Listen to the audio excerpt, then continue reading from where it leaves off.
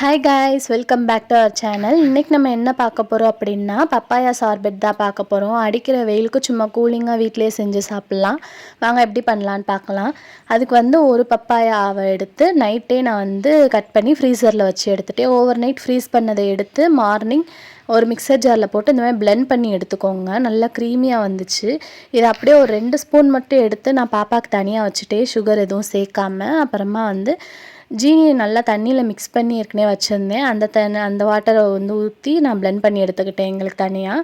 அப்புறம் ஏற்கனவே நான் அருண் ஐஸ்கிரீம் பாக்ஸ் ஒன்று வச்சுருந்தேன், அதுலேயே இதை போட்டு ஒரு 2 ஹவர்ஸ் மட்டும் ஃப்ரீசரில் வச்சு செட் பண்ணி எடுத்துக்கிட்டோம்னா செம்மையான பப்பாயா சார்பெட் ரெடி.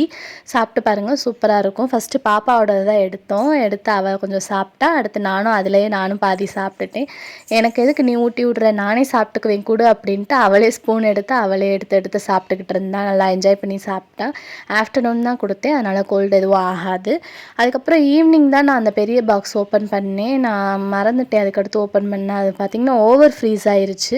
சரி கொஞ்சம் நேரம் கழித்து நம்ம சாப்பிட்லாம் அப்படின்னு வச்சுருந்தேன். ஆனால் அதுக்குள்ளே போட்டு அந்த ஸ்பூனை வச்சு குத்தி என்னமோ பண்ணிகிட்டு இருந்தா. வரலன்னொன்னே ஸ்பூனை தூக்கி சாப்பிட ஆரம்பிச்சிட்டா.